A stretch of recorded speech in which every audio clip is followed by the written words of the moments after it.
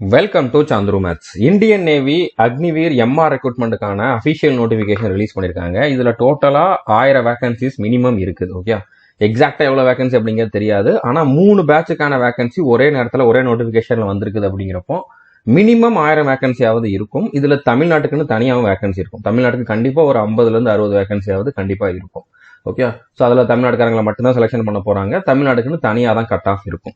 இந்த ரெக்ரூட்மெண்ட்டுக்கு 10th complete பண்ணியிருக்கக்கூடிய இல்லைனா 10th இப்போ தான் எக்ஸாம் எழுதிட்டு இருக்கவங்க எல்லாருமே வந்து அப்ளை பண்ணலாம். ஸோ இதுக்கு வந்து 17 வயசுலேருந்து 21 வயசுக்குள்ளே இருக்கணும். மேல் ஃபீமேல் 2 பேருமே எலிஜிபிள் தான். அன்மேரிட் கேண்டிடேட் மட்டும்தான் இதுக்கு வந்து அப்ளை பண்ண முடியும். ஓகே, இதுக்கு வேற என்ன எலிஜிபிலிட்டி இருக்கணும், அதுக்கப்புறம் செலக்ஷன் ப்ராசஸ் என்ன, சிலபஸ் என்ன, அந்த சிலபஸை கம்ப்ளீட் பண்ணுறதுக்கான 30 டேஸ் ஸ்டடி ஸ்ட்ராட்டஜி என்ன அப்படிங்கிறதையும் பார்க்க போகிறோம். ஃபிசிக்கல் டெஸ்ட் எப்படி இருக்கும் அப்படிங்கிறதையும் பார்க்க போகிறோம். இதில் வந்து உங்களோட ஹைட்டு 157 சென்டிமீட்டர் இருந்தாலே போதுமானது. நீங்கள் வந்து அப்ளை பண்ணலாம். மேல் ஃபீமேல் 2 பேருக்குமே 157 சென்டிமீட்டர் இருந்தால் போதுமானது. அது மட்டும் இல்லாமல் இதுக்கு நீங்கள் ஸ்பெக்ஸ் யூஸ் பண்ணுறவராக இருந்தாலும் அப்ளை பண்ணலாம். நீங்கள் வந்து கண்ணாடி போட்டிருக்கீங்க அப்படின்னாலுமே வந்து இதுக்கு எலிஜிபிள் தான். ஓகே, ஸோ இந்த ரெக்ரூட்மெண்ட் பற்றின A to Z இன்ஃபர்மேஷன் தான் இந்த வீடியோ நம்ம வந்து பார்க்க போகிறோம். வீடியோவை ஸ்கிப் பண்ணாமல் ஃபுல்லாக பாருங்க. இப்போ வந்திருக்கக்கூடிய நோட்டிஃபிகேஷன் வந்து பார்த்தீங்கன்னா 3 பேட்சுக்கு சேர்ந்து வந்திருக்கு. 2025 பேட்ச் 2, 2026 இருக்கக்கூடிய பேட்ச் 1, 2 இந்த 2 சேர்த்து மொத்தமாக வந்து பார்த்தீங்கன்னா 3 பேட்சுக்கு ஒரே நோட்டிஃபிகேஷனில் வேகன்சிஸ் வந்து இருக்குது. ஓகே, அப்படிங்கிறனால அடுத்த நோட்டிஃபிகேஷன் வந்து வர்றதுக்கு லேட் ஆகும். 3 பேட்ச் சேர்த்து ஒரே இதாக எடுக்கிறாங்க. அப்படிங்கிறப்ப அடுத்த நோட்டிஃபிகேஷன் அடுத்த இயர் எண்டில் 2026 எண்டில் தான் வர்றதுக்கு வாய்ப்பு இருக்குது. ஸோ இந்த சான்ஸை வந்து நீங்கள் மிஸ் பண்ணிடாதீங்க. அதுவும் உங்களோட ஏஜ் வந்து 20, 21 கிட்ட இருக்குது அப்படின்னா நீங்கள் வந்து இதில் செலெக்ஷன் ஆகலை அப்படின்னா அடுத்து நீங்கள் எலிஜிபிளாக இருக்கிறதுக்கே சான்ஸ் கம்மி தான். ஸோ புரிஞ்சிருக்குன்னு நினைக்கிறேன். வீடியோவை ஸ்கிப் பண்ணாமல் ஃபுல்லாக பாருங்க. எல்லா டீட்டெயிலுமே இதில் இருக்க போகுது. அப்படின்னால கண்டிப்பாக வீடியோ லென்த்தாக தான் இருக்கும். ஓகே, இப்போ இதுக்கான இம்பார்ட்டன்ட் டேட் என்ன அப்படிங்கிறத பார்க்கலாம். அப்ளிகேஷன் ஆல்ரெடி ஓப்பன் ஆயிடுச்சு. மார்ச் 29 ஓப்பன் ஆயிடுச்சு. ஏப்ரல் 10 வரைக்கும் அப்ளை பண்ணிக்கலாம். ஸோ இதோட சேர்த்து அக்னிவீர் SSRக்கும் அப்ளிகேஷன் ஓப்பன் ஆயிருக்குது. அதே மாதிரி இதுல மெடிக்கல் அசிஸ்டன்ட் SSR, அதாவது SSR மெடிக்கல் அசிஸ்டன்ட் அப்படிங்கிறது வந்து அது பெர்மனன்ட் போஸ்ட். அது அக்னிவீர் கிடையாது, பெர்மனன்ட் போஸ்ட். அதுக்கும் அப்ளிகேஷன் ஓப்பன் ஆயிருக்கு. நீங்க அதுக்கும் எலிஜிபிளா இருந்தால் அதுக்கும் அப்ளை பண்ணலாம், இதுக்கும் அப்ளை பண்ணிக்கலாம். ஸோ எப்படி அப்ளை பண்ணணும் அப்படிங்கக்கூடிய வீடியோ நான் ஜென்ரலாக கொடுப்பேன். ஆனால் இந்த வருஷம் அப்ளை பண்ணுற ப்ராசஸில் ஒரு சில சேஞ்சஸ் கொண்டு வந்துட்டாங்க நேவிலையுமே. அதாவது ஆதார் கார்டு கொடுக்கணும். அந்த ஆதார் கார்டுக்கு எந்த மொபைல் நம்பர் இருக்குதோ அந்த மொபைல் நம்பருக்கு வந்து OTP வரும். அதே மாதிரி நான் என்னோட ஆதார் கார்டு இதில் கொடுக்க முடியாது, ஏன்னா எனக்கு வந்து ஏஜ் இல்லை. அப்படிங்கிறனால எனக்கு வந்து இதில் எலிஜிபிலிட்டி காட்டாது. ஸோ இந்த மாதிரி ஒரு சில ரெஸ்ட்ரிக்ஷன் இருக்குது. இந்த ஏஜ் லிமிட்டுக்குள்ள இந்த எக்ஸாமுக்கு படிக்கிறவங்க யாராச்சும் ஒருத்தரோட டீட்டெயில் கிடைச்சா வேணா என்னால் அப்ளை பண்ண முடியும். ஸோ அந்த மாதிரி நான் தேடி கண்டுபிடிச்சி பண்ணுறதுக்கு வந்து என்கிட்டயுமே வந்து டைம் இல்லை. அப்படின்னால தான் நான் இதுக்கு இன்னும் வீடியோ கொடுக்கல. முடிஞ்சால் நான் வந்து ட்ரை பண்ணுறேன். இல்லைனா நீங்கள் வந்து அப்ளை பண்ணிருங்க. நான் இதுக்கு முன்னால் ஆல்ரெடி கொடுத்துருந்த வீடியோஸ் எல்லாமே இருக்குது. பட் அதில் பழைய ப்ராசஸ் தான் இருக்கும். இப்போ எக்ஸ்ட்ராவாக வந்து அந்த ஆதார் கார்டுமே கொடுத்து அதை வச்சு உங்களோட டேட்டா வந்து டிஜிலாக்கர்லேருந்து எடுத்து ஆட்டோமேட்டிக்காக இதில் வந்து ஃபெட் ஆகும். ஓகே, அதை வச்சு வந்து இதில் அப்ளை பண்ணுற மாதிரி இருக்கும். ஸோ அந்த மாதிரி ப்ராசஸ் இருக்கிறனால என்னால் வந்து இதுக்கு வீடியோ கொடுக்கறது டவுட் தான். கண்டிப்பாக கொடுப்பேன் அப்படிங்கிற மாதிரி சொல்ல முடியாது, கொடுக்க முடியாது அப்படிங்கிற மாதிரி சொல்ல முடியாது. இந்த மாதிரி ஒரு பாயிண்ட் இல்லைன்னா நான் கண்டிப்பாக முன்னாலேயே கொடுத்துருப்பேன். இதனால தான் நான் வந்து இது வரைக்கும் வீடியோ கொடுக்கல. முடிஞ்சால் நான் வந்து கொடுக்கறதுக்கு ட்ரை பண்ணுறேன். ஸோ ஒருவேளை நீங்கள் அப்ளை பண்ணுறப்போ எதுவும் மிஸ்டேக் பண்ணிட்டீங்க அப்படின்னா கரெக்ஷன் விண்டோ ஓப்பன் ஆகும். ஏப்ரல் 14 16 கரெக்ஷன் பண்ணிக்கலாம். இதுக்கான ஸ்டேஜ் 1 இப்போ இந்த 3 பேட்சுக்கும் சேர்த்து ஒரே ஒரு ஸ்டேஜ் 1 தான். ஸோ அந்த ஸ்டேஜ் 1 வந்து பார்த்தீங்கன்னா மே 2025 இருக்க போகுது. அதாவது அடுத்த மாதம் இருக்க போது. இன்னும் எக்ஸாக்டாக 1 மந்த் கிட்ட தான் உங்களுக்கு டைம் இருக்குது. ஓகே, அதனால நான் கொடுக்கக்கூடிய அந்த 30 நாள் ஸ்ட்ராட்டஜி நீங்கள் ஃபாலோ பண்ணினாலே போதுமானது. ஓகே, ஸோ ஸ்டேஜ் 1 வந்து மே மாதம் ஸ்டார்ட் ஆகும். மே மாதமே வந்து கம்ப்ளீட் ஆயிடும். மே மாதமே அதுக்கான ரிசல்ட்டும் வந்துடும். ஓகே, அடுத்ததா ஸ்டேஜ் 2 வந்து 3 பேட்சுக்கும் தனித்தனியாக இருக்குது. இப்போ 2025 பேட்ச் 2க்கான ஸ்டேஜ் 2 வந்து பார்த்தீங்கன்னா ஜூலை மந்த் நடக்கும். ஜூனில் அதுக்கான அட்மிட் கார்டு வந்துடும். ஸோ அதுக்கான ரிசல்ட் வந்து ஜாயினிங் வந்து எப்போ இருக்கும் அப்படின்னு பார்த்தீங்கன்னா செப்டம்பரில் இருக்கும். ஸோ செப்டம்பரில் ட்ரைனிங் ஸ்டார்ட் ஆயிடும் இந்த பேட்சில் செலெக்ஷன் ஆகிறவங்களுக்கு. இப்போ நீங்கள் ஒருவேளை இந்த பேட்சில் ஷார்ட் லிஸ்ட் ஆகலை அப்படின்னா அடுத்த பேட்சில் ஷார்ட் லிஸ்ட் ஆகிறதுக்கு வாய்ப்பு இருக்குது. ஸோ நீங்கள் 2026 பேட்ச் 1ல் ஒருவேளை ஷார்ட் லிஸ்ட் ஆகுறீங்க அப்படின்னா அதுக்கு அக்டோபர் 2025 தான் கால் லெட்டர் வரும், அதாவது அட்மிட் கார்டு வரும். நவம்பர் டிசம்பரில் அதுக்கான அந்த ஸ்டேஜ் 2 இருக்கும். எக்ஸாம் ஃபிசிக்கல் எல்லாமே இருக்கும். அடுத்ததாக வந்து பிப்ரவரி 2026 ஜாயினிங் இருக்கும். அதே மாதிரி 2026 பேட்ச் 2க்கு வந்து மார்ச்சில் அட்மிட் கார்டு வரும். மே 2026 ஸ்டேஜ் 2 கண்டக்ட் பண்ணுவாங்க. ஜூலை 2026 ஜாயினிங் இருக்கும். ஓகே, ஸோ கிளியராக வந்து இதில் என்னென்ன டேட்டுன்னு கொடுத்துருக்காங்க. இப்போ ஒரு சிலருக்கு ஒரு டவுட் இருக்கும். இப்போ நான் வந்து இந்த இடத்துல ஸ்டேஜ் 2க்கு ஷார்ட் லிஸ்ட் ஆகிறேன், ஆனால் இதில் நான் செலெக்ஷன் ஆகலை. இருந்தாலும் நான் நல்ல மார்க் எடுத்துருக்கிறனால தான் இங்கே நான் ஷார்ட் லிஸ்ட் ஆயிருப்பேன். மறுபடியும் என்ன வந்து இந்த இடத்துல அப்பியராக விடுவாங்களான்னு கேட்டீங்கன்னா அந்த மாதிரி விட மாட்டாங்க. ஓகே, ஏதாச்சும் ஒரு இதுல தான் நீங்க ஷார்ட் லிஸ்ட் ஆகிறது வாய்ப்பு இருக்குது. இதுல ஆகாதவங்க இங்க ஆகலாம், இதுலயும் ஆகாதவங்க இங்க ஷார்ட் லிஸ்ட் ஆகலாம். ஓகே, அதனால உங்களுக்கு சான்ஸ் இருக்குது. இப்போ நீங்க ஃபோக்கஸ் பண்ண வேண்டியது இந்த ஸ்டேஜ் 1ல நல்ல மார்க் எடுக்கணும். அதுக்கு என்ன பண்ணணும் அப்படிங்கறத நீங்க வந்து பார்க்கணும். ஏன்னா ஸ்டேஜ் 1க்கும் ஸ்டேஜ் 2க்கும் எக்ஸாம் சேம் சிலபஸ் வச்சு தான் இருக்க போகுது. இதுக்கு நீங்க நல்லா ப்ரிப்பேர் பண்ணிட்டு அடுத்து இருக்கக்கூடிய டைம்ல இன்னும் கொஞ்சம் நல்லா ப்ரிப்பேர் பண்ணீங்கன்னா ஸ்டேஜ் 2ல ஆட்டோமேட்டிக்கா நல்ல மார்க் எடுத்துருவீங்க. பட் ஸ்டேஜ் 2க்கு போறதுக்கே நீங்க வந்து ஸ்டேஜ் 1ல நல்ல மார்க் எடுத்தாதான் முடியும். ஸ்டேஜ் 1 வந்து ப்ரிலிம்ஸ் தான், அதுல எடுக்கக்கூடிய மார்க் வச்சு ஃபைனலா அவங்கள செலெக்ஷன் பண்ண போறது இல்லை. அப்படின்னாலுமே நீங்க அதுல நல்ல மார்க் எடுத்தாதான் நீங்க ஸ்டேஜ் 2க்கே போக முடியும். அப்படின்னால ஸ்டேஜ் 1க்கு என்ன பண்ணணும் அப்படிங்கறத இப்போதைக்கு ஃபோக்கஸ் பண்ணுங்க. அதை முடிச்ச அடுத்த நாளே வந்து ஸ்டேஜ் 2க்கு என்ன பண்ணணும் அப்படிங்கறத வந்து பாருங்க. அது மட்டும் இல்லாம இன்னையில இருந்து நீங்க வந்து பிசிக்கலுக்கும் பிராக்டிஸ் பண்ண ஆரம்பிச்சிருங்க. ஏன்னா பிசிக்கலுக்கும் நாட்கள் ரொம்ப கம்மியா தான் இருக்குது அப்படின்றனால. ஓகே, ஸோ இப்போ வீடியோக்குள்ள போறதுக்கு முன்னால இன்னும் ஒரு சில இம்பார்ட்டன்டான பாயிண்ட்ஸ் பார்த்துடலாம். நான் ஆல்ரெடி சொன்னதுதான். இதுக்கு வந்து அன்மேரிடு மேல் ஃபீமேல் 2 பேருமே எலிஜிபிள், 2 பேருமே அப்ளை பண்ணலாம். ஆனா கண்டிப்பா மேரேஜ் ஆயிருக்க கூடாது. இதுல அக்னிவீரா இருக்கிறப்ப 4 வருஷம் தான் சர்வீஸ். இந்த 4 வருஷமும் நீங்க வந்து மேரேஜ் பண்ண முடியாது. அதுக்கு உங்களுக்கு வந்து பர்மிஷன் கொடுக்க மாட்டாங்க. ஓகே, 4 வருஷத்துக்கு அப்புறம் உங்களுக்கு 2 வழி இருக்குது. நீங்க இந்த 4 வருஷம் நல்லா பெர்ஃபார்ம் பண்ணீங்க அப்படின்னா உங்களை வந்து பெர்மனண்டா இதுல எடுத்துருவாங்க, செயலர் ரேங்குக்கு எடுத்துருவாங்க. ஸோ அதுக்கப்புறம் நீங்க மேரேஜ் பண்ணிக்கலாம். உங்களோட சர்வீஸ் வந்து இதுல வந்து ஃபுல்லாவே கண்டினியூ ஆகும். ரிட்டைன் ஆனதுக்கு அப்புறம் எக்ஸ் சர்வீஸ்மேன் அப்படிங்கக்கூடிய கேட்டகரியும் உங்களுக்கு வந்து வரும். ஓகே, அந்த ஸ்டேட்டஸும் உங்களுக்கு கொடுத்துருவாங்க. ஸோ ஒருவேளை இதுல நல்லா பெர்ஃபார்ம் பண்ணாலுமே இதுல வந்து 100 பேருக்கு 25 பேர் அப்படிங்கிற மாதிரி தான் கன்ஃபார்ம் பண்ணுவாங்க. 25% தான் கன்ஃபார்ம் பண்ணுவாங்க. ரிமைனிங் இருக்கக்கூடிய 75% வந்து நீங்க வெளியில வர்ற மாதிரி தான் இருக்கும். வெளியில வர்றப்போ உங்க கையில ஒரு 10 லட்ச ரூபா கொடுத்துருவாங்க. இதுலயும் மந்த்லி சேலரி இருக்கும். அது போக நீங்க வெளியில வர்றப்போ 10 லட்ச ரூபா கொடுத்துருவாங்க. அதை வச்சு நீங்க வேற எக்ஸாம் எழுதிக்கலாம். வேற எக்ஸாம் படிக்கிறப்போ உங்களுக்கு பினான்சியல் சப்போர்ட்டுக்கு வந்து யூஸ் பண்ணிக்கலாம். வேற எதுவும் நீங்க பிசினஸ் பண்றதா இருந்தாலும் பண்ணிக்கலாம். ஓகே, அது மட்டும் இல்லாம இந்த அக்னிவீரா இருந்துட்டு இதுல இருந்து 4 வருஷம் கம்ப்ளீட் பண்ணி வர்றவங்களுக்குமே தனி கோட்டாவுமே வந்து நிறைய டிபார்ட்மெண்ட்ல ஆல்ரெடி அனௌன்ஸ் பண்ணிட்டாங்க. எக்ஸ் சர்வீஸ்மேனுக்கு என்ன கொடுக்குறாங்களோ அதே மாதிரி எக்ஸ் அக்னிவீருக்குமே வந்து நிறைய டிபார்ட்மெண்ட்ல வந்து பாத்தீங்கன்னா ஆல்ரெடி 10% அவங்களுக்குன்னு வேகன்சி வந்து ஒதுக்கி இருக்காங்க. ஸோ அந்த மாதிரி உங்களுக்கு காம்படிஷன் கம்மியா இருக்கிற மாதிரி நிறைய போஸ்ட்டுக்கு வந்து நீங்க போறதுக்கு வாய்ப்பு இருக்குது. அது மட்டும் இல்லாம நீங்க பிரைவேட்லயுமே போறதுக்கு அதிகமான சான்ஸ் இருக்குது. ஓகே, ஸோ புரிஞ்சிருக்குன்னு நினைக்கிறேன். அடுத்ததா இதுக்கான ஏஜ் லிமிட் அப்படின்னு பாத்தீங்கன்னா 17.5 வயசுல இருந்து 21 வயசுக்குள்ள இருக்கணும். ஆனா 3 பேட்சுக்கும் இந்த மாதிரி பாக்குறப்போ கன்ஃபியூஸ் ஆகும். ஸோ அப்போ எந்த டேட் ஆஃப் பர்த்ல இருந்து எதுக்குள்ள இருக்கிறவங்க எலிஜிபிள் அப்படிங்கறத மட்டும் பார்த்தா போதும். இப்போ உங்களோட டேட் ஆஃப் பர்த் வந்து 1 செப்டம்பர் 2004க்கு அப்புறம் இருக்கணும். நீங்க இந்த டேட்டுக்கு அப்புறம் பிறந்தவரா இருக்கணும். அதே மாதிரி 31 டிசம்பர் 2008க்கு முன்னால பிறந்தவரா இருக்கணும். இந்த டேட்டுக்கு அப்புறம் இதுக்கு முன்னால உங்களோட டேட் ஆஃப் பர்த் இருக்குது அப்படின்னா நீங்க வந்து இதுக்கு எலிஜிபிள். நீங்க ஏஜ்ங்கிறத பார்க்க வேண்டாம், இந்த டேட்டை மட்டும் பாருங்க. உங்களுக்கு வந்து இதுக்கு நடுவில் இருக்குதுன்னா நீங்க வந்து அப்ளை பண்ணலாம். அடுத்ததா இதுக்கு வந்து 10th கம்ப்ளீட் பண்ணிருக்கவங்க எலிஜிபிள்னு சொல்லியிருந்தேன். 10thல மினிமம் 50% மார்க் வச்சிருக்கணும். நீங்க ஜஸ்ட் பாஸ் தான் ஆயிருக்கீங்க, 35% 40% தான் வச்சிருக்கீங்கன்னா அதுக்கு அப்ளை பண்ண முடியாது. கண்டிப்பா 10thல வந்து நீங்க 50% மார்க் எடுத்திருக்கணும். இப்போ 10th எக்ஸாம் எழுதிக்கிட்டு இருக்கிறவங்க, சிபிஎஸ்சில ஆல்ரெடி முடிஞ்சிருச்சு, அந்த மாதிரி எக்ஸாம் எழுதிட்டு ரிசல்ட்டுக்காக வெயிட் பண்றவங்க எல்லாருமே இதுக்கு வந்து அப்ளை பண்ணலாம். ஏன்னா இதுல வந்து ஸ்டேஜ் 2 நடக்கிறப்ப தான் நீங்க டாக்குமெண்ட் எல்லாம் கொடுக்குற மாதிரி இருக்கும். அந்த டைம்ல உங்களுக்கு ரிசல்ட்டும் வந்துடும், மார்க் ஷீட்டும் உங்க கைக்கு வந்துடும். ஸோ அப்படினால உங்களுக்கு வந்து எந்த பிரச்சனையும் வராது. ஓகே, அடுத்தது இதுக்கான ஹைட் வந்து 157 சென்டிமீட்டர் இருந்தா போதுமானது மினிமம். அதுக்கு மேல எவ்வளவு வேணாலும் இருக்கலாம். மேல் ஃபீமேல் 2 பேருக்குமே 157 சென்டிமீட்டர் தான். இதுல வந்து கண்ணாடி போட்டிருக்கவங்க எலிஜிபிள்னு சொல்லியிருந்தேன். இதுல வந்து நீங்க கண்ணாடி போடாம இருக்கிறப்போ 2 கண்ணுலயுமே 6/12 6/12 மினிமம் இருக்கணும். கண்ணாடி போட்டுருக்கிறப்போ 2 கண்ணுலயுமே வந்து 6/6 6/6 வந்து இருக்கணும். கலர் பைனஸ் இருக்கக்கூடாது. ஓகே, கலர் பைனஸ் இருக்கிறவங்க இதுக்கு எலிஜிபிள் கிடையாது. அடுத்தது இதுக்கான லீவுன்னு பாத்தீங்கன்னா ஒரு வருஷத்துக்கு 30 நாள் லீவ் கொடுப்பாங்க. ஒருவேளை உங்களுக்கு எதுவும் இன்ஜுரி ஆயிடுச்சு அப்படின்னா மெடிக்கல் லீவ் வந்து டாக்டர் எவ்வளவு நாள் ரெக்கமெண்ட் பண்றாரோ அவ்வளவு நாள் வந்து கொடுப்பாங்க. அந்த மெடிக்கல் லீவ் தவிர்த்து இந்த 30 நாள் வந்து உங்களுக்கு கொடுப்பாங்க. ஓகே, வருஷம் 30 நாள் நீங்க லீவ் எடுத்துக்கலாம். சேலரி எவ்வளவு இருக்கும் அப்படின்னு பாத்தீங்கன்னா மொதல் வருஷம் உங்களுக்கு வந்து 30,000 ரூபாய் சேலரி, ஒவ்வொரு மாசமும் 30,000 ரூபாய் சேலரி. 2வது வருஷம் வந்து பாத்தீங்கன்னா ஒவ்வொரு மாசமும் 33,000 ரூபாய். 3வது வருஷம் ஒவ்வொரு மாசமும் 36,500 ரூபாய்.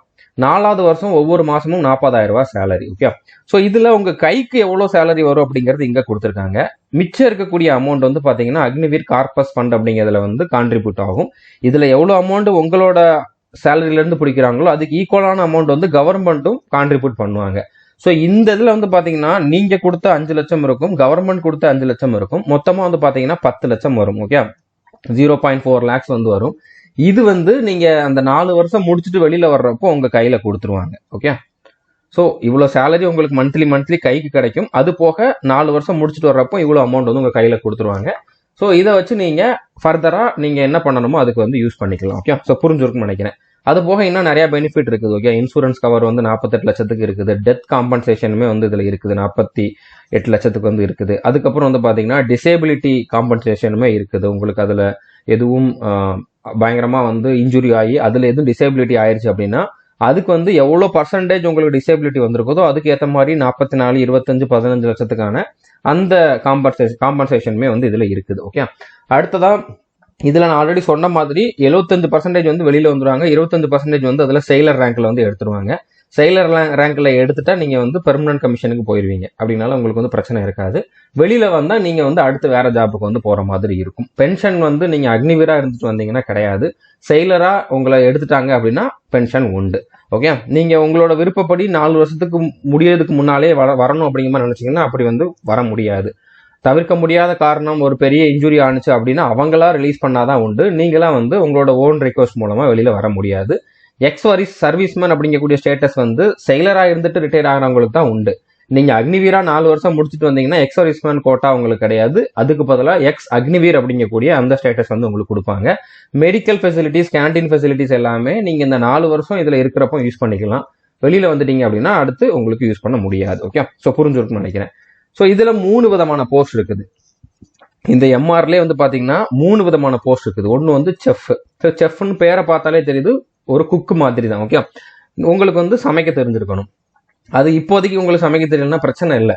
ஏன்னா இதுல வந்து சமைக்க தெரியுதான்னு டெஸ்ட் வச்சுலாம் யாரையுமே எடுக்கல. 10th முடிச்சவங்க இந்த அளவுக்கு ஹைட் இருக்கணும், இந்த ஏஜுக்குள்ள இருக்கணும், அவ்வளவுதான் இவங்க பாக்குறாங்க. அவ்வளவுதான். மற்றபடி உள்ள போனதுக்கு அப்புறம் நீங்க எந்த ட்ரேட்ல இதுல செலக்ஷன் ஆகுறீங்களோ, எதுல உங்களை செலக்ட் பண்றாங்களோ அதுக்கான ட்ரைனிங் கொடுத்துட்டு அந்த வேலை வந்து பார்க்க சொல்லுவாங்க. ஸோ செஃப் அப்படிங்கிறது உங்களுக்கு பேரை பார்த்தாலே புரியுது, அதில் நான் நிறைய சொல்றதுக்கு எதுவுமே இல்லை.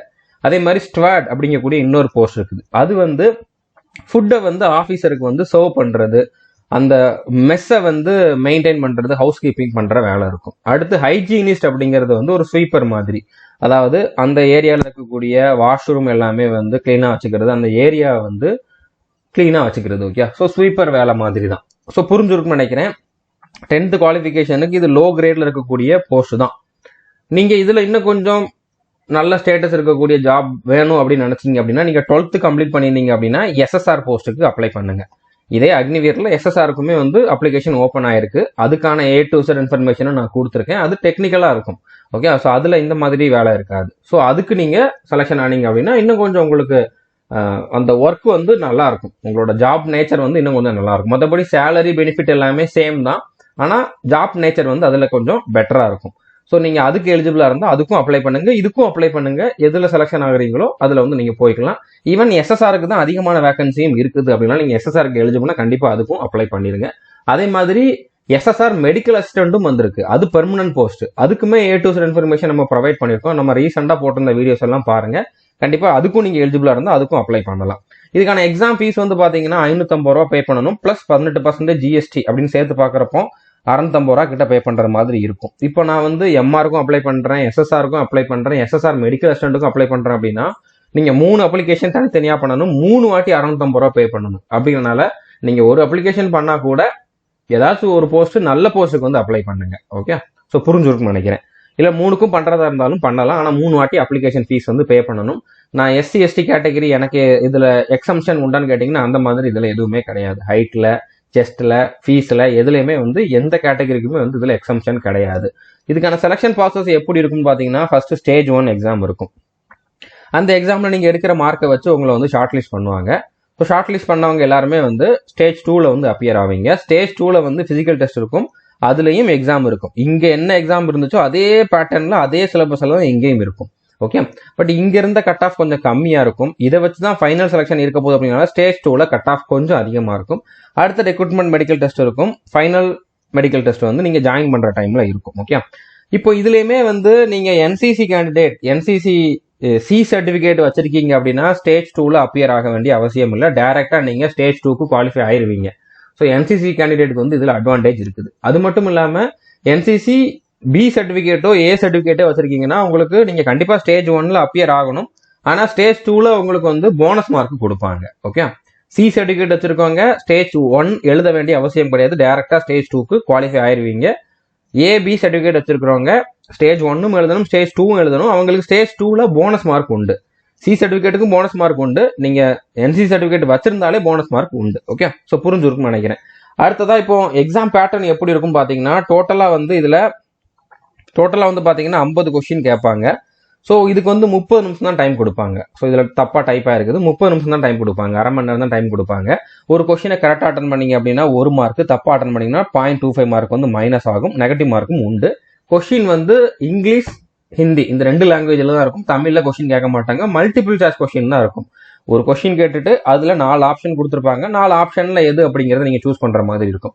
இந்த 50 கொஸ்டின்ல சயின்ஸும் மேத்ஸும் சேர்ந்து 25, ஜென்ரல் அவேர்னஸ்ல 25, இப்படிதான் பேட்டர்ன். ஆனா எக்ஸாக்டா இப்படி கேட்க மாட்டாங்க, இந்த 3 சப்ஜெக்ட்ல இருந்து கேட்பாங்க. அது எப்படி கேட்பாங்க அப்படிங்கறத நான் வந்து சொல்றேன். ஓகே, இப்ப ஸ்டேஜ் 1க்கு இருக்கக்கூடிய அதே பேட்டர்ன் தான் ஸ்டேஜ் 2க்குமே. இதை பத்தி நான் ஆல்ரெடி சொல்லிட்டேன், என்சிசி சர்டிபிகேட் பத்தி ஆல்ரெடி சொல்லிட்டேன். ஸ்டேஜ் 2க்கும் சேம் தான்.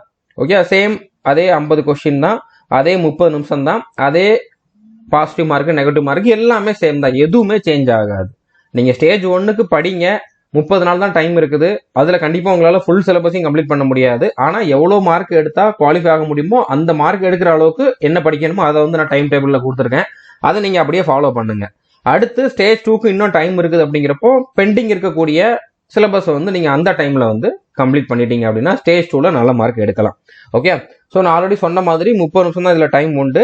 அதுலயும் நீங்க எல்லா செக்ஷன்லையும் பாஸ் ஆகணும், அதுக்கு தனித்தனி கட் ஆஃப் வைப்பாங்க. இப்ப இந்த 2 சப்ஜெக்ட்டுக்கும் சேர்த்து 25 மார்க்கா, இதுல இந்த 25க்கு ஒரு 7 மார்க் மினிமம் எடுத்தாகணும். அதே மாதிரி இந்த இதுல வந்து பாத்தீங்கன்னா 25 மார்க்கா ஜென்ரல் அவேர்னஸ்ல, இதுல இருந்து 25க்கு மினிமம் ஒரு 8 மார்க்கோ 10 மார்க்கோ அந்த மாதிரி செக்ஷனல் கட் ஆஃபும் இருக்கும். ஓவராலா 50க்கு ஒரு 30 35 அப்படிங்கிற மாதிரி ஓவரால் கட் ஆஃபும் இருக்கும். அப்படினால நீங்க 2 செக்ஷன்லயுமே நல்ல மார்க் எடுத்தாகணும், அது போக ஓவராலாவுமே வந்து நல்ல மார்க் எடுத்தாகணும். ஓகே, ஸோ புரிஞ்சிருக்குன்னு நினைக்கிறேன். நெகட்டிவ் மார்க் இதுல கண்டிப்பா உண்டு. ஸோ இதுதான் சிலபஸ். நீங்க நேவியோட வெப்சைட் ஓபன் பண்ணி பாத்தீங்கன்னா அவங்க கொடுத்திருந்த சிலபஸ் தான் இது. ஸோ இதுல வந்து பாத்தீங்கன்னா இப்ப சயின்ஸ் அண்ட் மேத்தமெட்டிக்ஸ்ல சயின்ஸ்ல அதிகமா இருக்கிறது வந்து பிசிக்ஸ் தான். ஓகே, பிசிக்ஸ் மட்டும்தான் இருக்குன்னு நம்ம சொல்லலாம். அது போக கெமிஸ்ட்ரி கொஸ்டினும் பயாலஜி கொஸ்டினும் 1-2 கேட்கறாங்க, பிசிக்ஸ் தான் மெயின். ஓகே, அடுத்ததான் மேத்ஸை பொறுத்த வரைக்கும் மேத்ஸ்ல வந்து உங்களுக்கு simple interest, compound interest, profit and loss, percentage, time and work, time speed and distance, அதுக்கப்புறம் சிம்பிளிஃபிகேஷன், ரேஷியோ, அல்ஜிப்ராவும் இருக்குது. அல்ஜிப்ரா, ட்ரிகனாமெட்ரி, ஜாமெட்ரி எல்லாமே உங்களுக்கு வந்து இதுல இருக்குது. பட் அதுல இருந்தெல்லாம் கொஸ்டின் ரொம்ப கம்மியா தான் கேட்பாங்க. அரித்மெட்டிக் கொஸ்டின் அதிகமா இருக்கும், பர்சன்டேஜ், ப்ராஃபிட் அண்ட் லாஸ் அந்த மாதிரி கொஸ்டின்ஸ் அதிகமா இருக்கும். அல்ஜிப்ரா, ட்ரிகனாமெட்ரி, ஜாமெட்ரி வந்து நீங்க இப்போதைக்கு போகக்கூடிய அந்த ஸ்டேஜ் 1க்கு படிக்க வேண்டாம், ஸ்டேஜ் 2க்கு வந்து படிச்சுட்டு போங்க. ஓகே, அடுத்தது ஜென்ரல் அவேர்னஸ்ல வந்து ஜியோகிராஃபி இருக்குது, அதுக்கப்புறம் ஹிஸ்டரி இருக்குது, ஹிஸ்டரி பாலிட்டியுமே இருக்குது. ஓகே, ஹிஸ்டரி பாலிட்டியுமே இருக்குது. பாலிட்டியில இருந்து கம்மியா தான் கேட்பாங்க, ஹிஸ்டரி பாலிட்டி. மேக்ஸிமம் கொஸ்டின் வந்து பாத்தீங்கன்னா உங்களுக்கு ஸ்டாட்டிக் ஜிகேல இருந்து தான் இருக்கும், ஸ்டாட்டிக் ஜிகேல இருந்து தான் இருக்கும். கரண்ட் அஃபேர்ஸும் இதுல கேட்கறாங்க. ஓகே, ஸோ புரிஞ்சிருக்கும்னு நினைக்கிறேன். நீங்க static GK, current affairs, history மட்டும்தான் ஸ்டேஜ் 1க்கு படிப்பீங்க. ஜியோகிராஃபி வந்து ஸ்டேஜ் 2க்கு போறப்போ படிச்சுக்கோங்க. நான் டைம் டேபிள் அந்த மாதிரி தான் கொடுத்துருக்கேன். இப்போ கட் ஆஃப் எவ்வளோ இருக்கும், தமிழ்நாட்டுக்கு மற்ற ஸ்டேட்டோட கம்பேர் பண்றப்போ கம்மியாக தான் இருக்கும். இப்போ ஸ்டேஜ் 1க்கும் 50 மார்க் தான், ஸ்டேஜ் 2க்கும் 50 மார்க் தான். ஸ்டேஜ் 1ல 50க்கு 30க்கு மேல எடுத்தீங்க அப்படின்னா நீங்க குவாலிஃபை ஆயிடுறதுக்கு வாய்ப்பு அதிகமா இருக்குது. அதே மாதிரி ஸ்டேஜ் 2லயுமே வந்து பாத்தீங்கன்னா 50க்கு 40க்கு மேல எடுத்தீங்கன்னா உங்களுக்கு போஸ்டிங் கிடைக்கிறதுக்கு அதிகமான சான்ஸ் இருக்குது. ஓகே, இப்போதைக்கு இந்த 30 மார்க்கு மேல எடுக்கிறத நீங்க வந்து ஃபோக்கஸ் பண்ணணும். 30 நாள் இருக்குது, 30 மார்க் எடுக்கிறது பாசிபிள் தான். அதுக்கான டைம் டேபிள் தான் நம்ம வந்து பார்க்க போறோம். ஓகே, ஸோ இப்போ நான் சொன்னேன் உங்களுக்கு வந்து அந்த மேத்ஸ்லயும் சயின்ஸ்லயும் எக்ஸாக்டா 25 கொஸ்டின் அப்படிங்கிற மாதிரி ஃபாலோ பண்ண மாட்டாங்க, கொஞ்சம் அதிகமா கம்மியா இருக்கும் அப்படிங்கிற மாதிரி சொல்லியிருந்தேன். இப்போ சயின்ஸ்ல மட்டுமே 15 கொஸ்டின் கிட்ட கேட்பாங்க, மேத்ஸ்ல வந்து 12 கொஸ்டின் கிட்ட கேட்பாங்க. ஸோ இப்போ பார்த்தாலே தெரியுது இதுல வந்து 27 கொஸ்டின் கிட்ட வருது. ஸோ 27ல இருந்து 30 கொஸ்டின் கிட்ட பாத்தீங்கன்னா இந்த 2 சப்ஜெக்ட்ல இருந்து இருக்கும். ரிமைனிங் வந்து பாத்தீங்கன்னா ஜென்ரல் நாலேஜ்ல இருந்து இருக்கும். ஓகே, ஸோ மொத்தமா 50 கொஸ்டின் கேட்பாங்க, 50 மார்க்குக்கு எக்ஸாம் இருக்கும். ஸோ இதுல நீங்க எவ்வளவு டார்கெட் வைக்கலாம் அப்படின்னு பாத்தீங்கன்னா சயின்ஸ்ல 15 கொஸ்டின் கண்டிப்பா கேட்கறாங்க. 15மே வந்து 15ல மேக்ஸிமம் கொஸ்டின் வந்து பிசிக்ஸ் மட்டும்தான். நீங்க பிசிக்ஸை மட்டும் படிச்சாலே 10 மார்க்குக்கு மேல அசால்ட்டா எடுக்க முடியும்.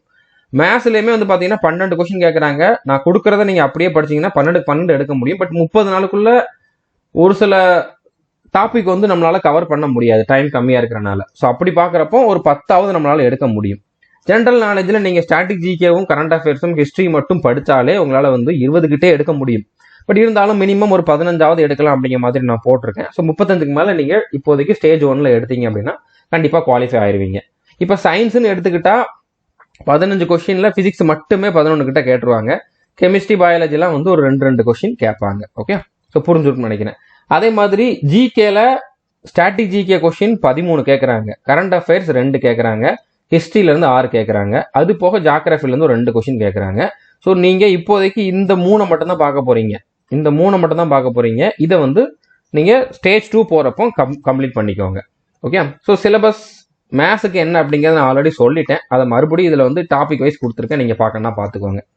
அடுத்ததாக வந்து நீங்கள் இந்த சிலபஸை எங்கே கம்ப்ளீட் பண்ணலாம், எங்கே படிக்கலாம் அப்படின்னு பார்த்தீங்கன்னா நம்மளுடைய சந்துரு மேத்ஸ் ஆப்பில் ஆல் இன் ஒன் கோர்ஸில் ஜாயின் பண்ணி படிச்சிங்கன்னா போதுமானது. அதில் படித்தவங்க இது வரைக்கும் 1500 பேருக்கு மேலே செலெக்ஷன் ஆயிருக்காங்க. இந்த போஸ்ட்னு இல்லை, மேக்ஸிமம் நம்ம சென்ட்ரல் கவர்மெண்ட் இருக்கக்கூடிய எல்லா எக்ஸாமுக்குமான சிலபஸும் இந்த ஒரே கோர்ஸில் கொடுத்துருக்கோம். ஸோ அதில் படித்தவங்க வேற எக்ஸாமில் 1500 பேருக்கு மேலே இதில் செலெக்ஷன் ஆகி போயிருக்காங்க. செலெக்ஷன் ஆனவங்களோட ப்ரூஃப் கேட்டீங்க அப்படின்னா நம்முடைய சந்துரு மேத்ஸ் யூடியூப் சேனலை இப்போ நீங்கள் பார்த்துருக்கக்கூடிய இந்த சேனலை ஓப்பன் பண்ணிட்டு அதில் போஸ்ட்னு சொல்லி ஒரு ஆப்ஷன் இருக்கும். அதை கிளிக் பண்ணி பார்த்தீங்கன்னா செலெக்ஷன் ஆனவங்களோட ஃபோட்டோ, அவங்க கொடுத்துருந்த ஃபீட்பேக் எல்லாமே வந்துகிட்டே இருக்கும். நீங்கள் பார்த்துக்கிட்டே இருக்கலாம், நிறையா இருக்கும். ஓகே, ஸோ இதில் டோட்டலாக இந்த ஆல் இன் ஒன் கோர்ஸில் வந்து பார்த்தீங்கன்னா 2000க்கும் அதிகமான வீடியோஸ் அண்ட் பிடிஎஃப் வந்து ப்ரொவைட் பண்ணியிருக்கோம். இதில் 1000க்கும் அதிகமான ப்ராக்டிஸ் டெஸ்ட்டும் ப்ரொவைட் பண்ணியிருக்கோம். ஒவ்வொரு டாபிக் வைஸ் வந்து ப்ராக்டிஸ் டெஸ்ட் வந்து ப்ரொவைட் பண்ணியிருக்கோம். நான் ஆல்ரெடி சொன்ன மாதிரி 1500க்கு மேலே இதை வந்து செலெக்ஷன் ஆயிருக்காங்க. எஸ்எஸ்சி, ரயில்வே, இந்த மாதிரி Agniveer, central armed police forces, இந்த மாதிரி நிறைய எக்ஸாமில் வந்து 1500க்கு மேலே வந்து செலெக்ஷன் ஆயிருக்காங்க. எல்லா கிளாஸுமே தமிழ், இங்கிலீஷ் 2 லாங்குவேஜ்லையுமே வந்து பிடிஎஃப் இருக்கும். எக்ஸ்பிளனேஷன் வந்து தமிழில் தான் இருக்கும். ஓகே, தமிழில் தான் வந்து நம்ம எக்ஸ்பிளைன் பண்ணியிருப்போம். ஸோ எல்லா கிளாஸுமே பேசிக்ல இருந்து எக்ஸாம் எந்த லெவலில் கேட்பாங்களோ அந்த லெவல் வரைக்கும் டீச் பண்ணியிருப்போம். நீங்கள் ஒரு பிகினராக இருந்தாலும் கண்டிப்பாக உங்களுக்கு வந்து இந்த கிளாஸ் வந்து யூஸ்ஃபுல்லாக தான் இருக்கும். ஏன்னா ஃபர்ஸ்ட் உங்களுக்கு பேசிக்ல இருந்து தான் டீச் பண்ணியிருப்போம். ஸோ இந்த ஒரே கோர்ஸில் 35க்கும் அதிகமான எக்ஸாமுக்கான சிலபஸ் வந்து அவைலபிளாக இருக்குது. எஸ்எஸ்சி, ரயில்வே, அக்னிவீரில் ஆர்மி, நேவி, ஏர்ஃபோர்ஸ் 3க்குமே இருக்குது. அதுக்கப்புறம் சென்ட்ரல் ஆர்ம்டு போலீஸ் ஃபோர்ஸஸில் இருக்கக்கூடிய ட்ரேட்ஸ்மேன், டெக்னீஷியன், அந்த மாதிரி எல்லா எக்ஸாமுக்குமான சிலபஸும் இந்த ஒரே கோர்ஸில் அவைலபிளாக இருக்குது. இந்த கோர்ஸுக்கான ஃபீஸ் வந்து பார்த்தீங்கன்னா 1499 1499 ரூபா. நீங்கள் ஒரு வாட்டி பே பண்ணீங்க அப்படின்னா 3 வருஷம் வந்து இதை யூஸ் பண்ணிக்கலாம். 3 இயர்ஸ் வந்து வேலிடிட்டி இருக்குது. ஓகே, ஸோ இந்த 3 இயர்ஸுக்குமே நீங்கள் வேற எந்த சோர்ஸையும் ஃபாலோ பண்ண வேண்டாம். நீங்கள் சென்ட்ரல் கவர்மெண்ட்ல எந்த எக்ஸாமுக்கு படித்தாலும் இந்த ஒரு கோர்ஸை மட்டும் ஃபாலோ பண்ணாலே போதுமானது. ஓகே, இப்போ கோர்ஸில் எப்படி ஜாயின் பண்ணலாம் அப்படின்னு பார்த்தீங்கன்னா டிஸ்கிரிப்ஷனில் ஹவு டு ஜாயின் அவர் கோர்சஸ்ன்னு சொல்லி ஒரு வீடியோ கொடுத்துருப்பேன். அந்த வீடியோ பார்த்துட்டு அதில் நான் என்ன சொல்கிறேன்னு அதை அப்படியே ஃபாலோ பண்ணி நீங்கள் ஜாயின் பண்ணிக்கோங்க. ஸோ ஜாயின் பண்ணதுக்கப்புறம் எந்த ஃபோல்டரில் பார்க்கணும் அப்படின்னு பார்த்தீங்கன்னா ஆல் இன் ஒன் கோர்ஸை ஓப்பன் பண்ணிட்டு அதில் அக்னிவீர் அப்படிங்கக்கூடிய ஃபோல்டர் ஓப்பன் பண்ணீங்கன்னா அதில் நேவின்னு ஒரு ஃபோல்டர் இருக்கும். அதை ஓப்பன் பண்ணிட்டு நேவி எம்ஆர் அப்படிங்கக்கூடிய ஃபோல்டரை பாருங்க. அதில் நான் கொடுத்துருக்கக்கூடிய டைம் டேபிள் இருக்கும். இப்போ நீங்கள் பார்த்துட்டு இருக்கக்கூடிய இந்த வீடியோவும் இருக்கும். அதுக்கு கீழே வந்து இங்கிலீஷ், சயின்ஸ், மேத்ஸ் அந்த மாதிரி தனித்தனியாக வீடியோஸ் இருக்கும். ஓகே, தனித்தனி ஃபோல்டரில் இருக்கும். இப்போ நான் இந்த மாதிரி கொடுக்கல. இப்போ வந்து பார்த்தீங்கன்னா ஸ்டேஜ் 1ன்னு ஒரு ஃபோல்டர் கொடுத்துருப்பேன், ஸ்டேஜ் 2ன்னு ஒரு ஃபோல்டர் கொடுத்துருப்பேன். ஓகே, இப்போதைக்கு ஸ்டேஜ் 1ல இருக்கிறத நான் கொடுத்துருக்க டைம் டேபிள் படி கம்ப்ளீட் பண்ணுங்க. ஸ்டேஜ் 1 முடிஞ்ச உடனே நீங்க ஸ்டேஜ் 2ல என்னென்ன வீடியோஸ் கொடுத்துருக்கணும் அதை வந்து 1 by 1 கம்ப்ளீட் பண்ண ஆரம்பிச்சிருங்க. ஓகே, இப்போ அந்த 30 நாளுக்கான ஸ்ட்ராட்டஜி என்ன அப்படிங்கறத வந்து பார்க்கலாம். இந்த 30 நாளும் நீங்க டெய்லி 8ல இருந்து 10 மணி நேரம் கொடுத்தீங்க அப்படின்னா நான் சொல்ற மார்க்கை உங்களால எடுக்க முடியும். நான் சொன்ன மாதிரி உங்களால வந்து குவாலிஃபை ஆக முடியும். அடுத்து நீங்க அதே ப்ரிப்பரேஷனை கண்டினியூ பண்ணீங்க அப்படின்னா நான் சொன்ன மாதிரி உங்களால வந்து செலக்ஷனும் ஆக முடியும். ஓகே, ஸோ மேத்ஸுக்கு டெய்லி 3 மணி நேரம் கொடுக்கணும், பிசிக்ஸுக்கு டெய்லி 2 மணி நேரம் கொடுக்கணும், ஸ்ட்ராட்டஜிக்கு டெய்லி 1 மணி நேரம், ஹிஸ்ட்ரிக்கு டெய்லி 2 மணி நேரம். ஸோ இந்த மாதிரி ஒரு நாளைக்கு 8 மணி நேரத்துக்கிட்ட நீங்கள் கொடுக்கணும். 8 மணி நேரத்துல இருந்து 10 மணி நேரம் கொடுக்குற மாதிரி இருக்கும். ஏன்னா எல்லாருமே வந்து வீடியோ மட்டும் பார்க்கறதுக்கு இவ்வளோ நேரம் கொடுப்பீங்க, அடுத்து ரிவிஷன் பண்ணுற மாதிரி இருக்கும், நோட்ஸ் எடுக்கிற மாதிரி இருக்கும், நடுவில் வந்து கேப் விடுவீங்க அப்படின்னு பார்க்குறப்போ ஒரு 10 மணி நேரத்துக்கிட்ட நீங்கள் கொடுக்கறதுக்கு ரெடியாக இருந்தீங்க அப்படின்னா 30 நாளில் இந்த 35 மார்க்கு மேலே எடுக்கிறது வந்து பாசிபிள் தான். ஓகே, இப்போ டைம் டேபிள் என்ன அப்படிங்கிறத நான் உங்களுக்கு சொல்கிறேன். ஃபர்ஸ்ட் டே மட்டும் என்ன பண்ணணும் அப்படிங்கிறத சொல்கிறேன், அதுக்கப்புறம் உங்களுக்கே வந்து அண்டர்ஸ்டாண்ட் ஆகிடும். இப்போ டே 1ல நீங்கள் என்ன பண்ணணும் அப்படின்னா மேத்ஸுங்கிற ஃபோல்டர் ஓப்பன் பண்ணிங்கன்னா அதில் பர்சன்டேஜில் 7 வீடியோ இருக்கும். அதில் மொதல் 3 வீடியோ நீங்கள் முதல் நாளில் பார்க்கணும். அடுத்து ஹிஸ்ட்ரிங்கிற ஃபோல்டர் ஓப்பன் பண்ணிங்கன்னா ஜென்ரல் நாலேஜ் அப்படிங்கக்கூடிய ஃபோல்டர் ஓப்பன் பண்ணிங்கன்னா அதில் ஹிஸ்ட்ரிங்கிற ஃபோல்டர் இருக்கும். அதில் ஏன்ஷியன்ட் ஹிஸ்ட்ரியில் ஒரு வீடியோ வந்து பார்க்கணும். ஓகே, ஃபர்ஸ்ட் வீடியோ வந்து பார்க்கணும். அதில் மொத்தமாக 11 வீடியோ இருக்கும். அதில் ஒரு வீடியோ பார்த்தா போதுமானது. அடுத்து சயின்ஸுங்கிற ஃபோல்டரில் ஃபிசிக்ஸ் இருக்கும். ஃபிசிக்ஸில் ஃபர்ஸ்ட் 2 வீடியோ பாருங்க. ஸ்ட்ராட்டஜிக்கல் 50 வீடியோ கிட்ட இருக்கும். நீங்கள் ஒரு நாளைக்கு ஒரு வீடியோ அப்படிங்கிற மாதிரி 30 வீடியோ மட்டும் நீங்கள் ஸ்டேஜ் 1க்கு பார்த்துட்டு போங்க. ஸ்டேஜ் 2க்கு போகிறப்போ ரிமைனிங் இருக்கக்கூடிய அந்த 20 வீடியோ வந்து பார்த்துக்கோங்க. ஓகே, ஸோ இந்த மாதிரி டெய்லி நீங்கள் எவ்வளோ வீடியோ எந்தெந்த ஃபோல்டரில் இருக்கிறத எந்தெந்த டாப்பிக்கில் இருக்கிறத பார்க்கணும் அப்படிங்கிறத வந்து நான் கொடுத்துருக்கேன். 30 நாளுமே என்ன பண்ணணும் அப்படிங்கிறத வந்து கொடுத்துருக்கேன். ஓகே, ஸோ இதில் 30 நாள் கம்ப்ளீட் ஆனதுக்கப்புறம் உங்களுக்கு எக்ஸாம் கண்டிப்பாக ஸ்டார்ட் ஆயிரும். மே மந்த் அப்படின்னா மே மந்த்தில் கண்டிப்பாக வந்து எக்ஸாமை ஸ்டார்ட் பண்ணிடுவாங்க. டாப் 100 கரண்ட் அஃபேர்ஸ் மட்டும் பாருங்க. ஜூலை 24 ஆரம்பிச்சு மார்ச் வரைக்கும் பார்த்துருங்க. ஏன்னா ஏப்ரல் மந்த் முடிகிற ஸ்டேஜ்லேயே உங்களுக்கு எக்ஸாம் வந்துடும். அதுக்கான டாப் 100 கரண்ட் அஃபேர்ஸ் கொடுக்கறதுக்கு ட்ரை பண்ணுறோம். முடிஞ்சா பாருங்க, இல்லைன்னா அதை கூட நீங்கள் விட்டுருங்க. பட் மார்ச் வரைக்கும் ப்ரொவைட் பண்ணிடுவோம். அதை வந்து நீங்கள் பார்த்துக்கோங்க. ஒரு மாதத்துக்கு 100 கொஸ்டின் இருக்கிற மாதிரி தான் கொடுத்துருப்போம். ஏன்னா கரண்ட் அஃபேர்ல இருந்து 2 3 கொஸ்டின் தான் கேட்குறாங்க. நீங்கள் நிறையா பார்க்க வேண்டாம், இதை மட்டும் பார்த்தாலே போதுமானது. மேலோட்டமாக முக்கியமான கொஸ்டின் மட்டும்தான் கேட்பாங்க. ஓகே, ஸோ புரிஞ்சிருக்கும்னு நினைக்கிறேன். அடுத்ததா ஸ்டேஜ் 2க்கு டைம் இருக்கும். ஸ்டேஜ் 1 முடிஞ்சதுக்கப்புறம் ஸ்டேஜ் 2க்கு டைம் இருக்கும். அப்போ நீங்கள் ஸ்டாட்டிக் ஜிகேல இருக்கக்கூடிய அந்த 20 வீடியோ வந்து இன்னும் இருக்குது, அதை பார்த்துருங்க. அடுத்து பயாலஜியில் ஒரு 50 வீடியோக்கு மேலேயே இருக்கும், அதை பார்த்துருங்க. கெமிஸ்ட்ரிலையுமே 40 வீடியோக்கு மேலே இருக்கும், அதையும் பார்த்துருங்க. ஜாகிரபிலையுமே நிறையா இருக்கும். இந்தியன் ஜாகிரபி, அடுத்ததா வேர்ல்டு ஜாகிரபி ரெண்டுமே இருக்கும். அதுலேயுமே நிறைய வீடியோஸ் இருக்கும், அதையும் பார்த்துருங்க. மேத்ஸை பொறுத்த வரைக்கும் ட்ரிகனாமெட்ரியும் அல்ஜிப்ராவும் பார்த்துருங்க, அதுலேயும் நிறைய வீடியோஸ் இருக்கும். ஜாமெட்ரி பார்க்க வேண்டாம், ஏன்னா அதில் நிறையா இருக்கும். அதை பார்த்தாலும் உங்களுக்கு நிறைய பேருக்கு வந்து கம்மியான டைமில் அண்டர்ஸ்டாண்ட் ஆகாது. நிறைய ப்ராக்டிஸ் பண்ணாதான் புரியும். ஜாமெட்ரியிலேருந்து கொஸ்டின் கம்மியாக தான் கேட்குறாங்க, ஒரு சில நேரம் கேட்குறதே இல்லை அப்படின்னா நீங்கள் அதை விட்டுறலாம். ஓகே, ஸோ இது ஸ்டேஜ் 2க்கு முன்னால் பார்க்கணும். ஓகே, அடுத்ததா ஃபிசிக்கல் டெஸ்ட் எப்படி இருக்கும் அப்படின்னு பார்த்தீங்கன்னா, ஃபர்ஸ்ட் மேலுக்கு பார்க்கலாம். 1.6 கிலோமீட்டர் ரன்னிங் இருக்கும். அது வந்து 6 நிமிஷம் 30 செகண்ட்ல கம்ப்ளீட் பண்ற மாதிரி இருக்கும். அடுத்து 20 ஸ்குவாட்ஸ் எடுக்கணும், 15 புஷ்அப்ஸ் எடுக்கணும், 15 சிட்டப்ஸ் எடுக்கணும். இதுக்கு நடுவில் கொஞ்சம் நேரம் டைம் கொடுப்பாங்க. ஓகே, அதே மாதிரி ஃபீமேல் வந்து 1.6 கிலோமீட்டர் 8 நிமிஷத்துல கம்ப்ளீட் பண்ற மாதிரி இருக்கும். 15 ஸ்குவாட்ஸ் எடுக்கணும், 10 புஷ்அப்ஸ் எடுக்கணும், 10 சிட்டப்ஸ் எடுக்கணும். இதுக்கு மார்க் எல்லாம் கிடையாது, இதுல நீங்க குவாலிஃபை ஆனா போதுமானது. ஸோ அடுத்ததான் நான் வந்து நேவிக்கு போகிறேன், அப்போ கண்டிப்பாக எனக்கு ஸ்விம்மிங் தெரிஞ்சாதான் வேலைக்கு எடுப்பாங்களான்னு கேட்டிங்கன்னா அந்த மாதிரி கிடையாது. ஆனால் நீங்கள் ஸ்விம்மிங் கற்றுக்கிறது தான் உங்களுக்கு நல்லது. ஓகே, ஸோ ஸ்விம்மிங் வந்து இது வரைக்கும் தெரியலன்னா கற்றுக்கோங்க. ஆனால் ஸ்விம்மிங் டெஸ்ட்டை வச்செல்லாம் இதில் வந்து செலெக்ஷன் பண்ண மாட்டாங்க. ஓகே, இன்னொரு முக்கியமான பாயிண்ட் என்ன அப்படின்னா, நீங்கள் அப்ளை பண்ணுறப்போ ஒன்று லைவ் ஃபோட்டோ கேப்சர் பண்ணுற மாதிரி இருக்கும். ஒரு 4 ஃபோட்டோ 5 ஃபோட்டோ கேப்சர் பண்ணுற மாதிரி இருக்கும்.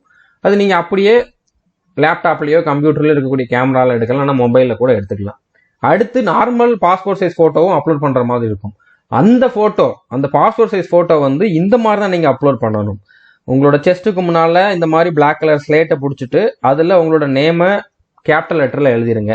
அடுத்து டிஓபிங்கிறது date of photo, date of birth கிடையாது, date of photo, DOB. Okay, எந்த டேட்டில் ஃபோட்டோ எடுத்தீங்க அப்படின்னு. ஸோ நீங்கள் என்னைக்கு அப்ளை பண்ணுறீங்களோ அந்த டேட்டே இதில் போட்டுருங்க. ஏன்னா லேட்டஸ்ட் டேட் வந்து இருக்கணும். 3 மாதத்துக்கு உள்ளே தான் நீங்கள் இந்த ஃபோட்டோ எடுத்துருக்கணும். அப்படிங்கிறப்ப 2024 உள்ள அந்த ஃபோட்டோவை அப்லோட் பண்ணீங்க அப்படின்னா உங்களை டிஸ்குவாலிஃபை பண்ணுறதுக்கு அதிகமான சான்ஸ் இருக்குது. அதனால இந்த டேட் வந்து லேட்டஸ்ட்டாக இருக்கக்கூடிய டேட். நீங்கள் என்னைக்கு அப்ளை பண்ணுறீங்களோ அந்த டேட்டை போட்டு அப்லோட் பண்ணிடுங்க. ஓகே, இது நீங்கள் ரொம்ப கவனமாக பார்க்கணும்.